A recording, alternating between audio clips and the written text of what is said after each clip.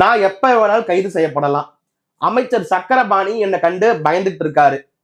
இப்போ சொல்றேன், அமைச்சர் சக்கரபாணியை எதிர்த்து வரக்கூடிய 2026 சட்டமன்ற தேர்தல்ல ஒட்டஞ்சத்திர தொகுதியில தாமரை சின்னத்துல நான் நிக்க போறது கிடையாது. அதனால அமைச்சர் சக்கரபாணி என்னை கண்டு பயப்படாதீங்க அப்படின்னு உங்களுக்கு ஒரு இன்ஃபர்மேஷன் கொடுக்குறேன். எதுக்காக நான் கைது செய்யப்படலாம்னு சொல்றேன்னா, நேற்றைய தினம் வேடசந்தூர்ல பொறுக்கி பைய, ரவுடி பைய, திருட்டு பைய, ஜகன் எனக்கூடிய திமுகவோட இளைஞரணி நிர்வாகி ஒருவரை வீட்டுக்குள்ள புகுந்து நிர்வாணப்படுத்தி தாக்கி இருக்கா அப்படின்னு ஒரு வீடியோ பதிவு பண்ணியிருக்கேன். அதுக்கு அமைச்சர் சக்கரபாணியும் கத்தி குத்தி வீராசாமிநாதனும் ஒரு ஆளை செட் பண்ணி, நான் தாங்க அந்த வீடியோல இருக்கிறேன், ஜகன் என்னதாங்க வந்து அடிச்சாரு, நாங்க இப்ப சமாதானமா போயிட்டோங்க, பாரதி இந்த வீடியோவை லீக் பண்ணிட்டாருங்க, அவரை கைது பண்ணி ஆகணுங்க, எனக்கு மன உளைச்சலுக்கு உள்ளாயிட்டானுங்கன்னு ஒரு ஆளை செட் பண்ணி எம்எல்ஏ கம்ப்ளைண்ட் கொடுக்க வச்சிருக்காங்க.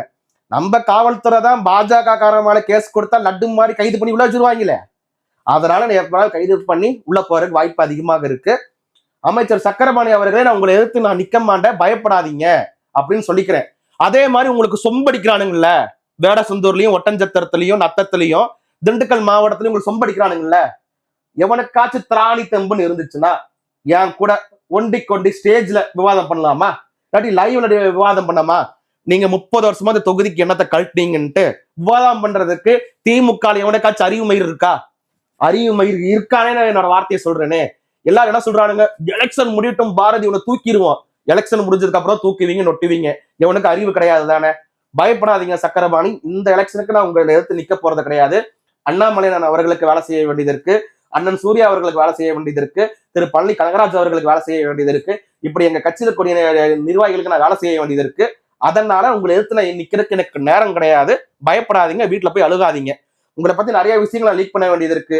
சுருளின்னு சொல்லி ஒரு மேட்டர் இருக்கு, குழந்தை வேடப்பர் கோயில் ஒரு மேட்டர் இருக்கு, அடுத்து மணிசமலையில ஒரு மேட்டர் இருக்கு, தொப்பமடியில ஒரு மேட்டர் இருக்கு, இந்த மாதிரி பல மேட்டர்கள் இருக்கு, நான் லீக் பண்ணணும். அது வரைக்கும் என்னை கைது பண்ணாம பாத்துக்கோங்க. என்னை கண்டு பயப்படுறீங்கன்னா அரெஸ்ட் பண்ணிக்கோங்க. உங்களுக்கு என் மேல பயம்னா தாராளமா அரெஸ்ட் பண்ணுங்க அண்டா சக்கரபாணி அவர்களே. இப்போ சொல்றேன், மேல பயம் இருந்தா மட்டும் அரெஸ்ட் பண்ணுங்க.